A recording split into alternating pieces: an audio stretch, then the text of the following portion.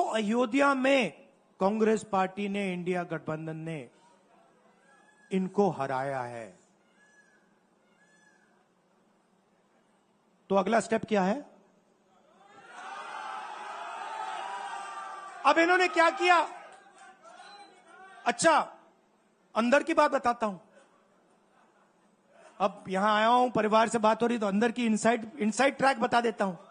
നരേന്ദ്രമോദിയുടെയും അതേപോലെ അമിത്ഷായുടെയും നാട്ടിൽ ചെന്ന് വെല്ലുവിളിച്ചുകൊണ്ടാണ് ഇപ്പോൾ രാഹുൽ ഗാന്ധി ശ്രദ്ധേയനായിരിക്കുന്നത്. കഴിഞ്ഞ ദിവസം പാർലമെന്റിൽ മോദിയെയും അതേപോലെ അമിത്ഷായെയും എല്ലാം വിറപ്പിച്ചുകൊണ്ടാണ് അദ്ദേഹം കത്തിപ്പടർന്ന പ്രസംഗം നടത്തിയത്. കഴിഞ്ഞ 10 വർഷമായി BJP നടത്തിക്കൊണ്ടിരിക്കുന്ന ഏകാധിപത്യത്തെയും വേട്ടകളെയും എല്ലാം പച്ചയ്ക്ക് കത്തിച്ചുകൊണ്ടാണ് അദ്ദേഹം മോദിയെയും അതേപോലെ അമിത്ഷായും വിറപ്പിച്ചതെങ്കിൽ ഇപ്പോൾ സ്വന്തം നാട്ടിൽ, അതായത് ഗുജറാത്തിൽ ചെന്ന് വെല്ലുവിളിച്ചിരിക്കുകയാണ്. നരേന്ദ്രമോദിയെയും അതേപോലെ അമിത്ഷായും വെല്ലുവിളിച്ചിരിക്കുകയാണ്. ഗുജറാത്ത് ഞങ്ങൾ എടുക്കും. അയോധ്യയിൽ നരേന്ദ്രമോദിക്കുണ്ടായുള്ള പരാജയം അദ്ദേഹം നേരത്തെ അറിഞ്ഞിരുന്നു. അതായത് 3 തവണ സർവേ നടത്തിയപ്പോൾ അവിടെ നരേന്ദ്രമോദി തോൽക്കുമെന്ന് നേരത്തെ അറിയിച്ചിരുന്നു. എന്തുകൊണ്ടാണ് അയോധ്യയിൽ തോൽക്കാൻ കാരണം? അയോധ്യയിൽ അവിടെ ക്ഷേത്രം ഉണ്ടാക്കിയപ്പോൾ, വിമാനത്താവളം ഉണ്ടാക്കിയപ്പോൾ, റെയിൽവേ വികസനം ഉണ്ടാക്കിയപ്പോൾ, മറ്റ് വികസനം ഉണ്ടാക്കിയപ്പോൾ അവിടെപ്പെട്ട പാവപ്പെട്ട കർഷകരുടെയും പാവപ്പെട്ടവരുടെയും സ്ഥലം ഏറ്റെടുത്തിരുന്നു. അതിൻ്റെ പണം ഇതുവരെ കൊടുക്കാതെയാണ് അവിടെ അയോധ്യ പട്ടണം നിർമ്മിച്ചത്. അതേപോലെ തന്നെ അവരെ ക്ഷണിക്കാതെയാണ് അയോധ്യയിലെ ഉദ്ഘാടനമെല്ലാം നടത്തിയത്. അംബാനിയെയും അദാനിയെയൊക്കെ ക്ഷണിച്ചപ്പോൾ, ഇന്ത്യയിലെ പ്രമുഖരായ ആളുകൾ എന്ന് പറഞ്ഞ് ഇന്നലെ വിളിച്ചപ്പോൾ അവിടെ പാവപ്പെട്ട സ്ഥലം നഷ്ടപ്പെട്ട ആളുകളെ വിളിക്കാൻ നരേന്ദ്രമോദി മറന്നുപോയി. അതുകൊണ്ടാണ് അവിടെ തോറ്റുപോയതെന്നാണ് അദ്ദേഹം പറഞ്ഞത്. വാരാണസിയിൽ ജീവനും കൊണ്ട് എങ്ങനെയോ രക്ഷപ്പെട്ടു എന്ന് മാത്രമേ ഉള്ളൂ. അവിടെ പ്രിയങ്ക ഗാന്ധിയായിരുന്നു മത്സരിച്ചിരുന്നെങ്കിൽ തോറ്റുപോകുമായിരുന്നു എന്നാണ് അദ്ദേഹം പറഞ്ഞത്. എന്തായാലും വളരെ ശക്തമായ ആവേശം നൽകുന്ന പ്രസംഗമാണ് അദ്ദേഹം പൊലിമടയിൽ കയറി, അതായത് നരേന്ദ്രമോദിയുടെയും അമിത്ഷാ അതേപോലെ അമിത്ഷായുടെ നാട്ടിൽ ചെന്ന് വെല്ലുവിളിച്ച് അദ്ദേഹം പറഞ്ഞിരിക്കുന്നത്. അദ്ദേഹത്തിൻ്റെ പ്രസംഗം മുഴുവൻ കേൾക്കുന്നതിന് മുമ്പ് ഒരു കാര്യം കൂടി വളരെ വ്യക്തമായി അദ്ദേഹം പ്ലാൻ ചെയ്തിരിക്കുന്നു. മഹാരാഷ്ട്രയും അതേപോലെ ഹരിയാനയിലും ഇലക്ഷൻ വരാൻ പോവുകയാണ്. ഈ 2 സ്റ്റേറ്റും കൂടെ പിടിച്ചു കഴിഞ്ഞാൽ പിന്നെ BJPയുടെ പതനം പെട്ടെന്നായിരിക്കും. അതിൻ്റെ തുടക്കമാണ് അദ്ദേഹം ഇപ്പോൾ നടത്തിക്കൊണ്ടിരിക്കുന്നത്.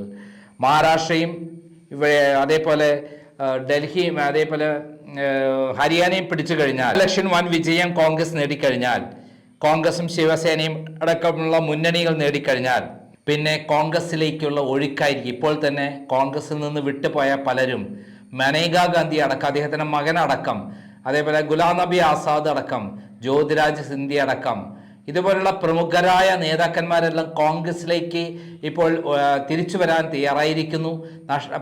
മുമ്പ് ഇവിടെ നിന്ന് ആരൊക്കെ പോയിട്ടുണ്ടോ അവരൊക്കെ കോൺഗ്രസിലേക്ക് തന്നെ തിരിച്ചു വരാനുള്ള സന്നാഹത്തിലാണ്. BJPയിൽ പോയി യാതൊരു വിധത്തിലും അവർക്ക് ഒരു ഗുണവും കിട്ടിയില്ല, മൂലക്കിരിക്കേണ്ടി വന്നു എന്നുള്ളതാണ് അവർ പറയുന്നത്. ഇന്നലെ വരെ BJPയിൽ നിന്ന് കോൺഗ്രസിൽ നിന്ന് BJPയിലേക്കാണ് ഒഴുക്കെങ്കിൽ ഇപ്പോൾ BJPയിൽ നിന്ന് കോൺഗ്രസിലേക്കുള്ള ഒരു ഒഴുക്ക് തന്നെയാണ് വടക്കേ ഇന്ത്യയിൽ നടന്നുകൊണ്ടിരിക്കുന്നത് എന്നുള്ള വിവരമാണ് പുറത്തു വരുന്നത്. നമുക്കറിയാം, തെലങ്കാനയിൽ അടുത്ത ദിവസം അവിടെയുള്ള 7 MLA-മാരാണ് കോൺഗ്രസിൽ ചേർന്നത്. അങ്ങനെ ഇന്ത്യയിൽ വലിയൊരു മുന്നേറ്റമാണ് ഇപ്പോൾ കോൺഗ്രസ് കാഴ്ചവെച്ചുകൊണ്ടിരിക്കുന്നത്. എന്തായാലും അദ്ദേഹത്തിൻ്റെ പ്രസംഗം ഇന്ന് പൂർണ്ണമായി നമുക്ക് കേൾക്കാം. ഇന്ത്യയിൽ ഇന്നലെ വരെ ഉണ്ടായിരുന്ന സ്ഥാനമല്ല രാഹുൽ ഗാന്ധിക്കുള്ളത്, മോദിയേക്കുണ്ടായിരുന്നത്.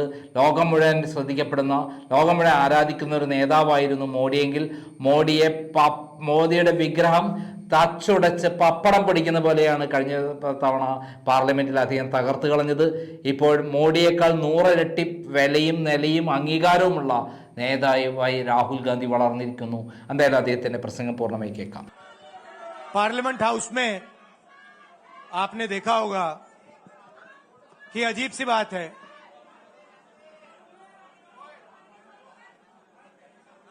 बीजेपी की जो पूरी मूवमेंट थी, राम मंदिर की, अयोध्या की मूवमेंट थी, सही बात, शुरुआत अडवाणी जी ने की थी, रथ यात्रा हुई थी, उसमें आपने अडवाणी जी को रथ पे देखा था, कहा जाता है कि नरेंद्र मोदी जी ने उस यात्रा में आडवाणी जी की मदद की थी। इनकी शुरुआत वहां हुई, राइट? ठीक है। रथ यात्रा चली और पार्लियामेंट में मैं सोच रहा था कि उन्होंने राम मंदिर का इनॉग्रेशन किया और राम मंदिर के इनॉग्रेशन में अदानी जी दिख गए, अंबानी जी दिख गए, मगर गरीब व्यक्ति वहां कोई नहीं दिखा। आपने देखा होगा, टीवी पे देखा आपने। अब उसका नतीजा बताता हूं। पार्लियामेंट में मैं यहां बैठता हूं, यहां पे अयोध्या के एमपी बैठते हैं। देखा आपने उनका चेहरा? इंडिया गठबंधन के हैं, है ना? मैंने उनसे पूछा कि भैया आप मुझे एक बात समझाओ, ये बीजेपी ने अपनी पूरी पॉलिटिक्स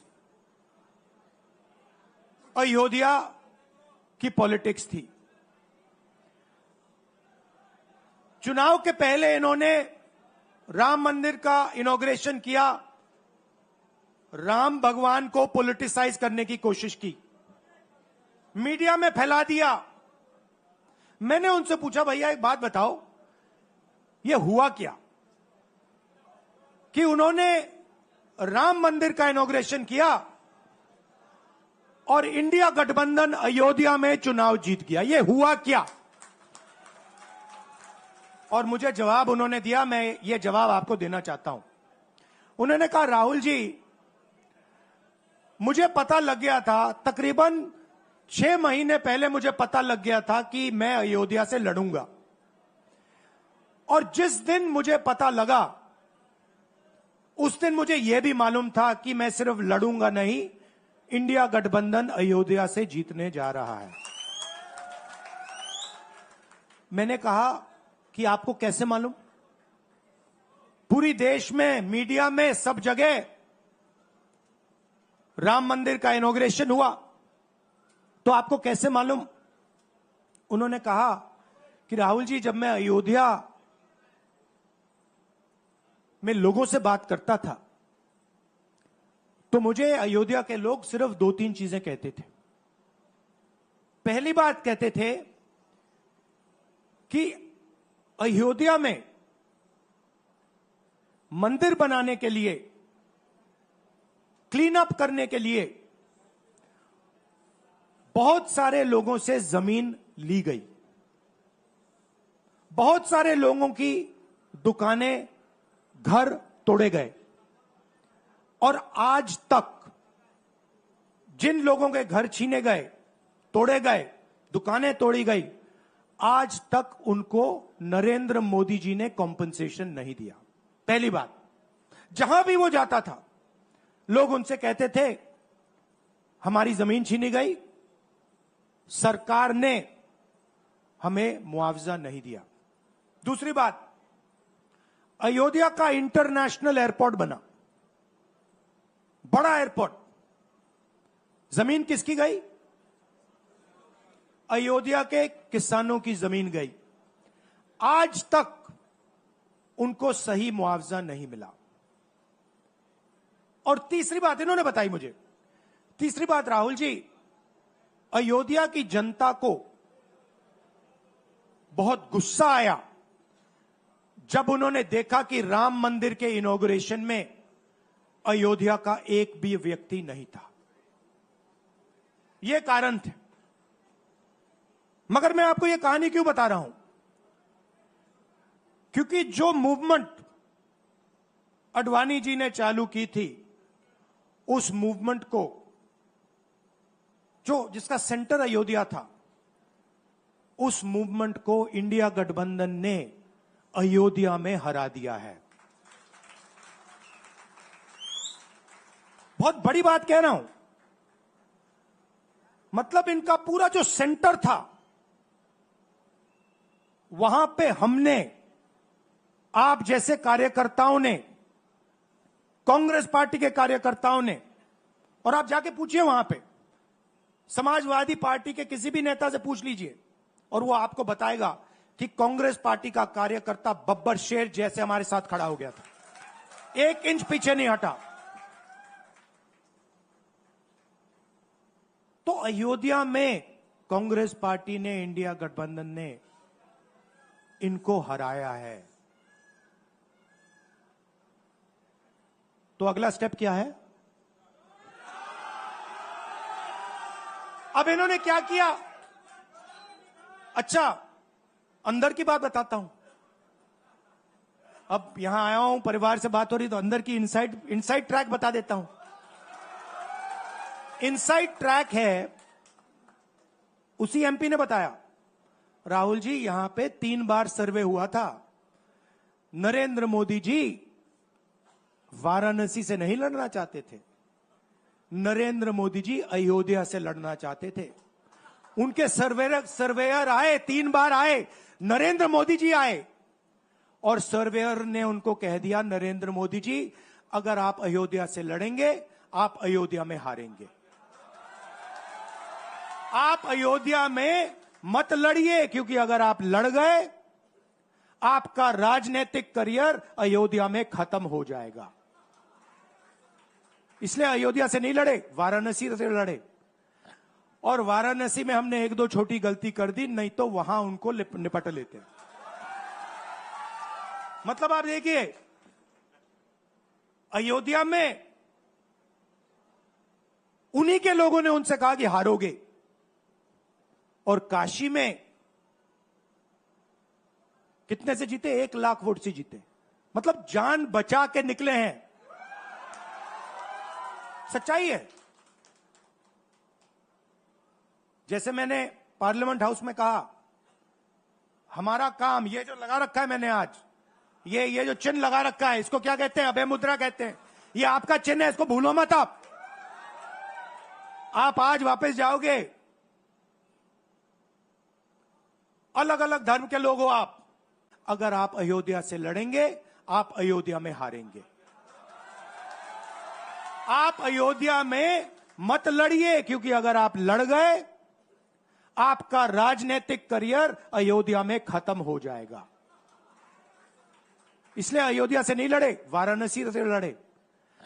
और वाराणसी में हमने 1-2 छोटी गलती कर दी, नहीं तो वहां उनको निपट लेते। मतलब आप देखिए, अयोध्या में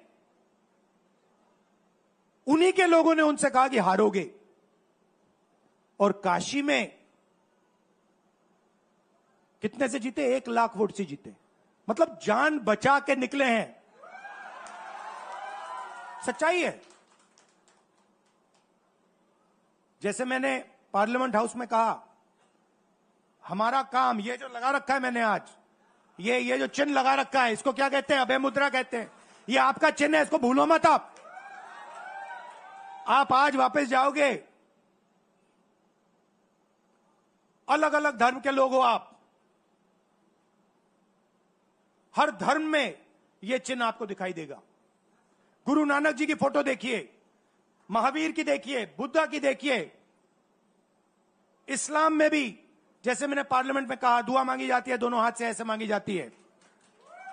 आप शिव जी की फोटो देखिए, उसमें आपको यह दिखाई देगा। और इसका मतलब है डरो मत, डराओ मत। और मैं आपसे यहां कहने आया हूं, इन्होंने आपके ऑफिस पे, आपके कार्यकर्ताओं पर आक्रमण किया है। अब आपको डरना नहीं है, डराना नहीं है। इन्होंने हमारे ऑफिस पे धमकाकर, ऑफिस को तोड़कर हमें चैलेंज दिया है। चैलेंज क्या है? गुजरात के चुनाव में, मैं आपको बता रहा हूं, हम सब मिलकर इनको गुजरात में हराने जा रहे हैं। जो हमने कहा, और लिख के ले लो, कांग्रेस पार्टी की जो आत्मा है वो गुजरात के चुनाव में लड़ेगी, और नरेंद्र मोदी और बीजेपी को गुजरात में, जैसे हमने अयोध्या में हराया है, वैसे ही हम गुजरात में इनको हराने जा रहे हैं। कौन हराएगा? हमारे लीडर हराएंगे, हमारे बब्बर शेर टाइगर हराएंगे। आपको, आप देख रहे हो, मैं बता रहा हूं आपको, देखो 50% आप में से लोग 50%, आप क्या सोच सकते थे, मैं आपको पूछता हूं, आप क्या सोच सकते थे चुनाव से पहले? आप सोच सकते थे कि अयोध्या में बीजेपी हारेगी? ना। आप सोच सकते थे कि नरेंद्र मोदी से जान बचा के निकलेगा, मतलब मार्जिन ऐसे तुक्के से निकलेगा, सोच सकते थे? मैं आपको बता रहा हूं, जैसे ये अयोध्या में हारे वैसे यहां पे हारने जा रहे हैं। आपको सिर्फ एक काम करना है, एक काम करना है आपको। आपको सिर्फ गुजरात की जनता को सिर्फ एक बात बोलनी है, आपको डरना नहीं है। बिना डरे अगर आप बीजेपी से लड़ गए, चाहे आप किसान हो, मजदूर हो, छोटे व्यापारी हो, अगर गुजरात की जनता बिना डरे लड़ गई, बीजेपी सामने नहीं खड़ी हो पाएगी। दूसरा उदाहरण देता हूं, आप कांग्रेस पार्टी को जानते हो, जानते हो? हमारी पार्टी में कोई डरता है? कैसे मालूम? कैसे मालूम? हमारी पार्टी में दिल से बात कर देते हैं। बड़ा सा बड़ा हो, राहुल गांधी हो, हमारे पार्टी के लोग कहते हैं राहुल गांधी, मुझसे कहते हैं, मेरे कमरे में आके कहते हैं, राहुल जी ये जो आपने किया हमें अच्छा नहीं लगा। कहते हैं, मैं बता रहा हूं आपको, और मैं कहता हूं आपने सही बोला, इस बार मैंने ऐसे नहीं करना था, जो आप बोल रहे हो वैसे करना था। हम डरते नहीं हैं, ना हमारे कार्यकर्ता हमें बोलने से डरते हैं, ना हम अपनी कार्यकर्ता की बात सुनने से डरते हैं, ना हमारा कार्यकर्ता हमसे डरता है। अब देखिए, मैं आपको रियलिटी बता रहा हूं, बीजेपी में नरेंद्र मोदी बैठे हैं, उनकी पूरी टीम बैठी है उनके सामने। मैं आपको इंटरनल बात बता रहा हूं, उनमें से कोई नरेंद्र मोदी को नहीं चाहता, मगर कोई नहीं चाहता, मतलब पूरी लीडरशिप टीम देख लो आगे बैठी है। मैं बता रहा हूं आपको, अंदर की बात बता रहा हूं, इनसाइड ट्रैक दे रहा हूं, कोई नहीं चाहता, मगर दम नहीं है, डरते हैं।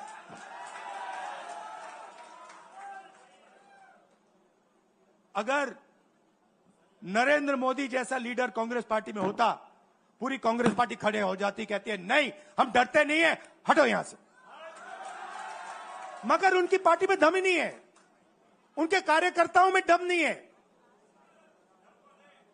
आप देखो ना, एक आदमी खड़ा है वहां पे, सबकी हवा निकल गई,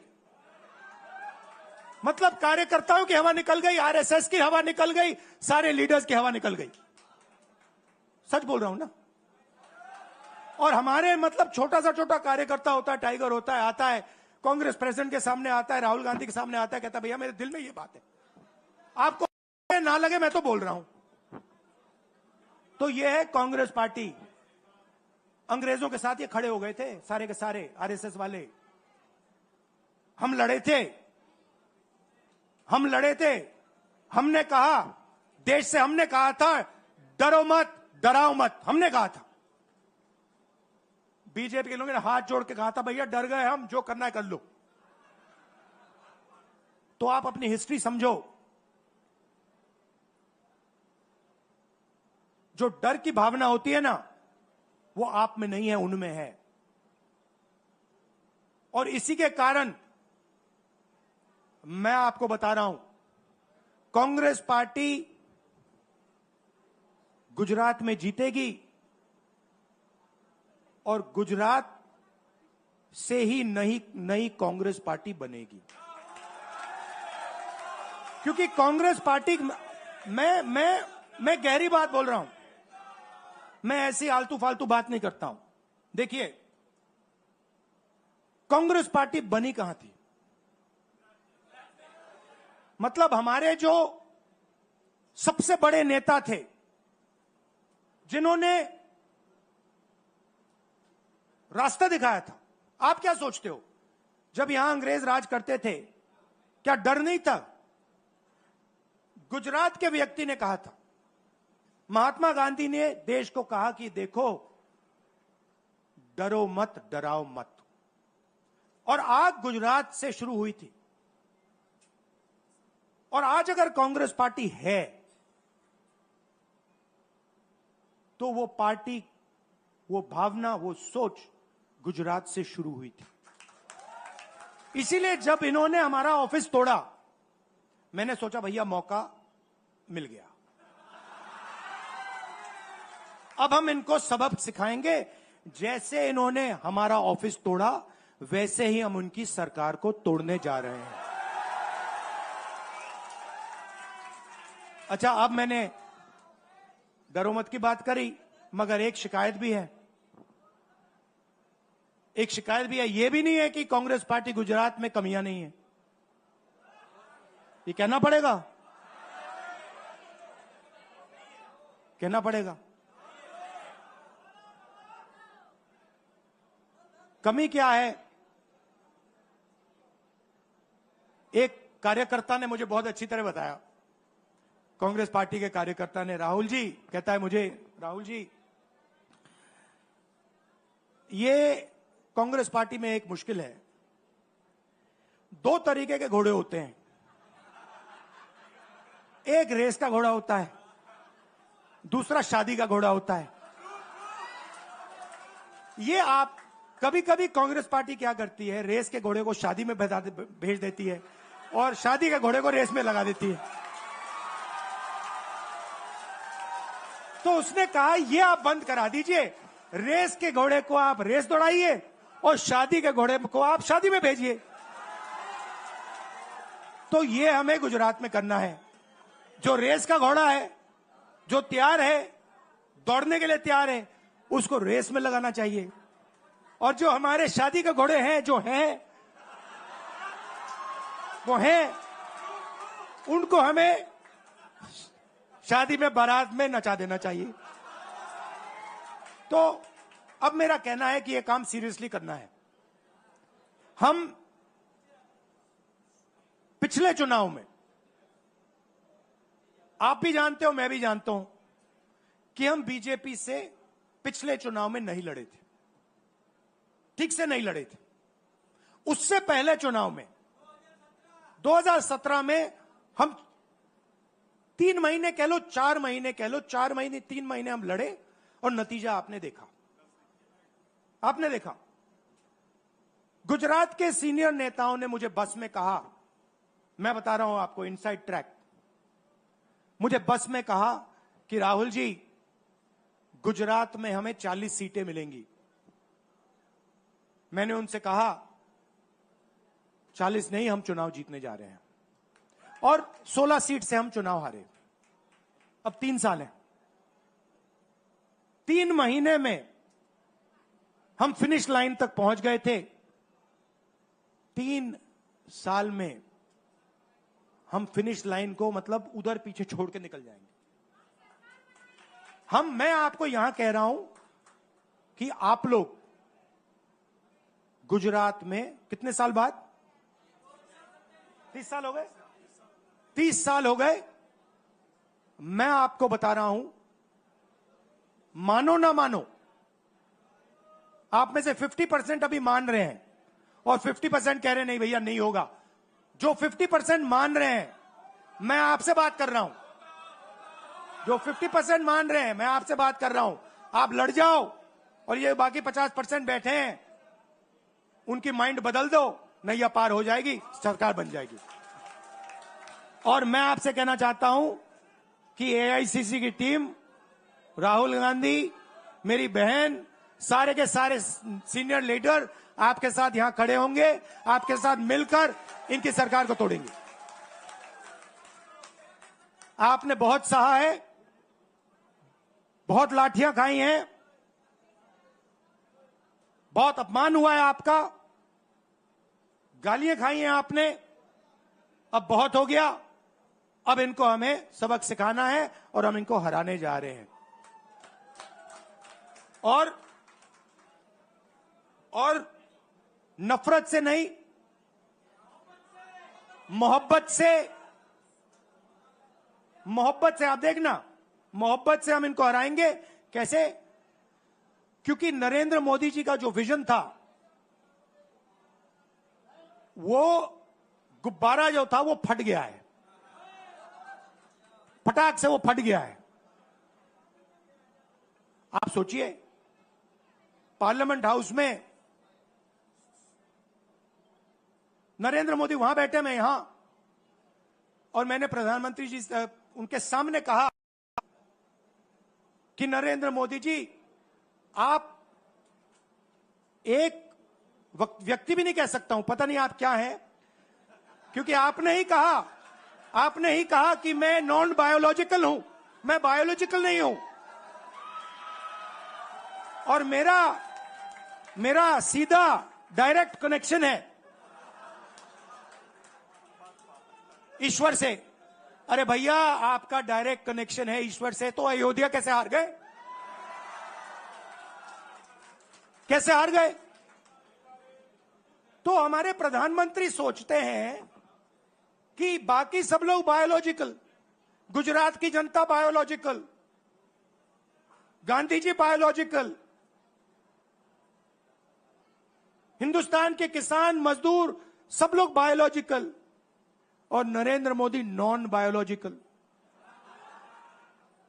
स्पीकर सर ने मुझे कहा, ऐसे मत बोलिए। मैंने कहा, मैं थोड़ी बोल रहा हूं, ये तो प्रधानमंत्री बोल रहे थे, मैं तो उनकी बात कर रहा हूं। स्पीकर बिल्कुल चुप हो गए। बात तो सही है, बात तो सही है, ये राहुल गांधी के शब्द थोड़ी है, ये तो हिंदुस्तान के प्रधानमंत्री के शब्द हैं, नॉन बायोलॉजिकल। अब सोचिए, वो व्यक्ति जो अपने आप को नॉन बायोलॉजिकल समझता है और देश की जनता को बायोलॉजिकल समझता है, कि मतलब मैं यहां और बाकी जनता वहां, वो गुजरात को विजन कैसे दे सकता है? जो किसानों का दर्द नहीं समझ सकता, मजदूरों का दर्द नहीं समझ सकता, डायमंड इंडस्ट्री में जो काम करते हैं उनका दर्द नहीं समझ सकता, नॉन बायोलॉजिकल व्यक्ति वो गुजरात को कैसे रास्ता दिखा सकता है? नहीं दिखा सकता। तो अब आपका काम है गुजरात को विजन देना, गुजरात के युवाओं को, किसानों को, मजदूरों को, माताओं बहनों को विजन देना कि भैया हम आपके लिए ये करने जा रहे हैं। आपने हमारा मैनिफेस्टो देखा? हिला के रख दिया था बीजेपी को, आपने देखा? वैसा मैनिफेस्टो बनाना है गुजरात के लिए। गुजरात की जनता से मिलकर 1 लाख लोगों ने हमारा मैनिफेस्टो बनाया था। वैसे ही हम गुजरात में लाखों लोगों से पूछकर अपना मैनिफेस्टो बनाएंगे, गुजरात को विजन देंगे, और फिर चुनाव पूरा दम लगा के लड़ेंगे, और यहां इनकी जो सरकार है उसको तोड़ के हटप्परे कर देंगे। आप सबका दिल से धन्यवाद। आखिरी बात मैं कहना चाहता हूं, यहां जगन्नाथ यात्रा हो रही है, आप सबको, और जो यात्रा में भाग लेंगे, आप सबको शुभकामनाएं देना चाहता हूं, और दिल से प्यार देना चाहता हूं। आप सबका दिल से धन्यवाद। नमस्कार, जय हिंद। अभय मुद्रा, डरो मत, डराओ मत।